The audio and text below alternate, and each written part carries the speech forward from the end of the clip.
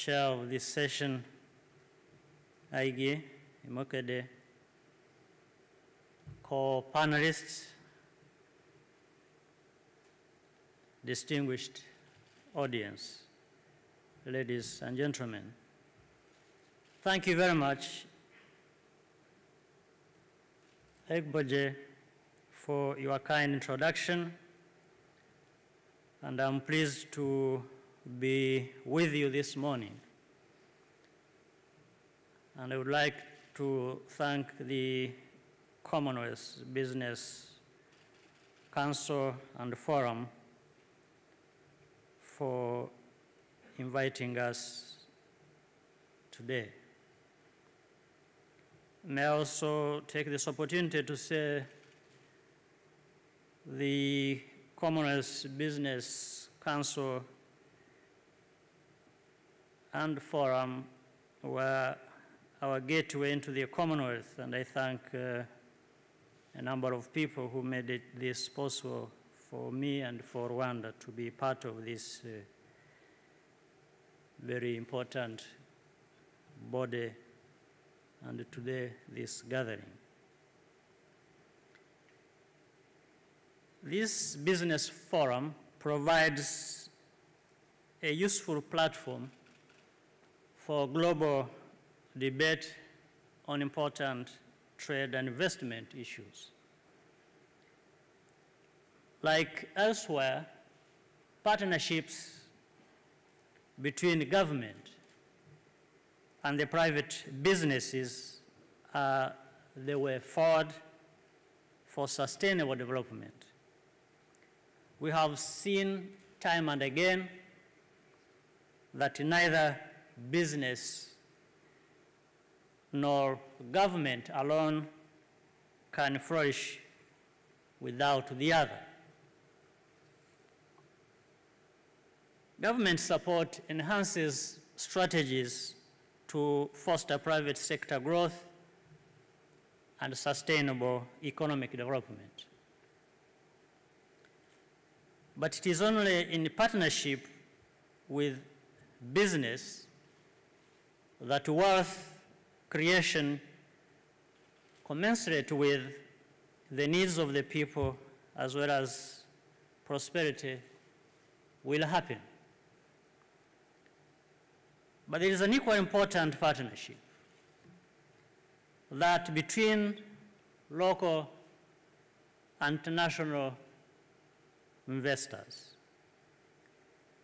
This has the potential to increase dividends as there is easier flow of capital and maximization of innovation, entrepreneurship, market knowledge, labor, and established business networks.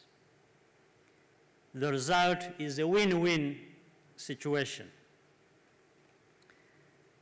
I'm pleased to say that for some time now, Africa has been on this path, though sometimes not noticed as it should be. In fact, I can confidently say that Africa has become one of the best places to do profitable business and is considered as a key partner to many players in the new world economic order. Most African countries have now achieved political stability, sound macroeconomic policies, improved corporate governance, and sound economic growth. My own country has sustained an economic growth rate of over 8% in the last 10 years. For decades, there have been a perceived risk of investing in Africa that was beyond what can be considered very reasonable.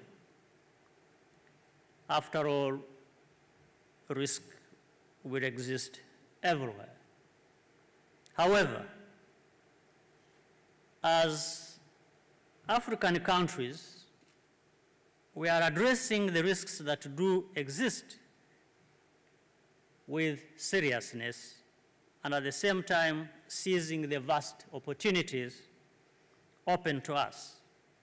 As a result, African investors and international corporations are increasingly making undeniable profits, and attitudes are shifting towards decided optimism. Several reports confirm what has been said before, that investments in Africa provide higher returns than other regions, even over some other emerging markets. For instance, the World Trade Organization has this year reported that at 4.7%, Africa has the fastest average rate of GDP growth of any region between 2005 and 2010. The renewed interest of private equity funds and large multinationals is evidence of this. Moreover,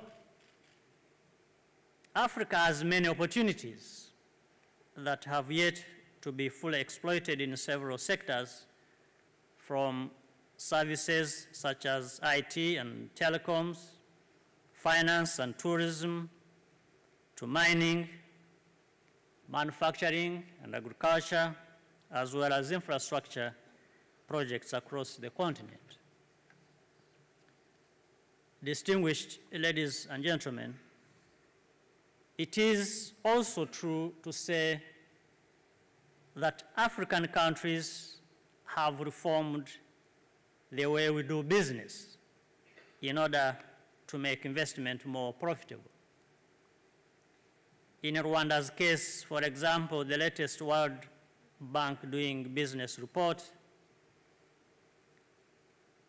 released only a few days ago, shows that our country improved from the 58th position last year to 45th in ease of doing business out of 183 countries. This ranking makes Rwanda the second most reformed economy in the world over the last 5 years. It is noteworthy that we moved from the 143rd position in 2009 to 67th in 2010 and to 58th in 2010. For example, it now takes 24 hours to set up a business.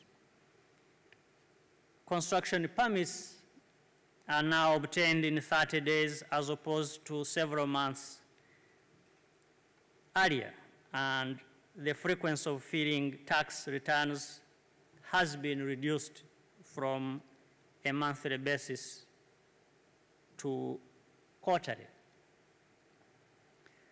Such a policy reforms have significantly changed the business landscape, mainly because African policymakers fully own them and see their value.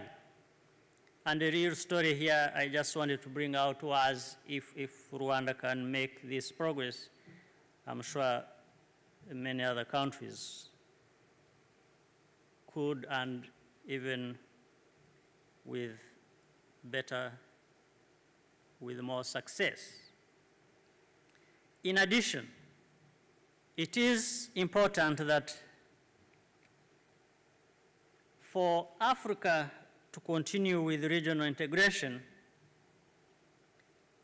and for the collective socio-economic benefits of our people, this progress has to be continued. We have several well-performing blocks, including the East African Community, the Common Market of Eastern and Southern Africa, and the West African Organization, ECOWAS. It is important to stress the need for trade within Africa and investment within Africa, as I had already mentioned earlier on. In fact,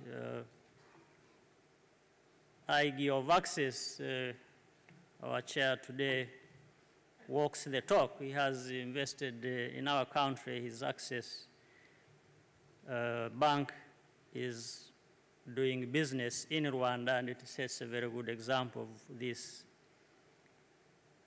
intra-African trade and investment we are talking about. And the huge potential should be realized and to greatly improve the livelihood of Africans.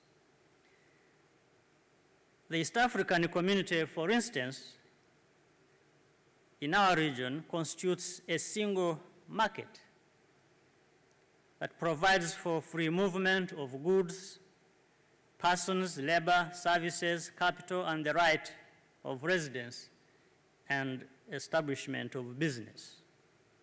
As a result, we are talking of a market of a total population of more than 135 million, with a GDP, combined GDP of US dollars 74.5 billion. Of course, nothing is risk-free, and there are still challenges to confront despite the real progress that has been made. As Africans, we are keenly aware of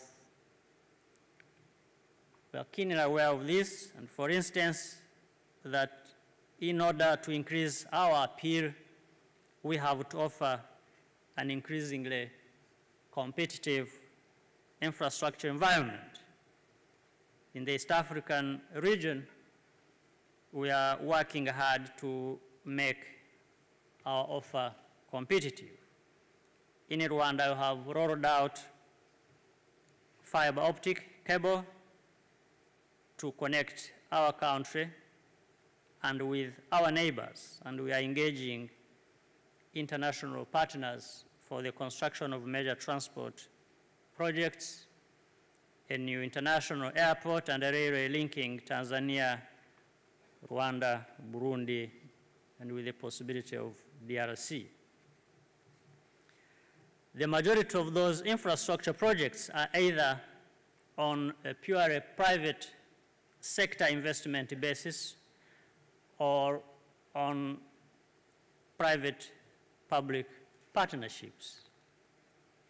Clearly, though more remains to be done to further develop Africa's infrastructure and more generally, its business environment. But this can only be realized by actively engaging with the private sector. And that's why you are all so critically important to our development. Although as governments, we are keen to act as enablers, we believe that the private sector should be the prime movers of our economies. What is needed now is to seize this moment for renewed partnerships and work together to explore all the opportunities within our continent. And as for Rwanda, you will find us always ready to build and nurture mutually beneficial partnerships. We look forward to seeing many of you present here today visit our country. Let me conclude by congratulating the Commonwealth Business Council on successfully hosting this business forum and express gratitude to all of you here for your presence. Thank you for your kind attention and wish you productive deliberations.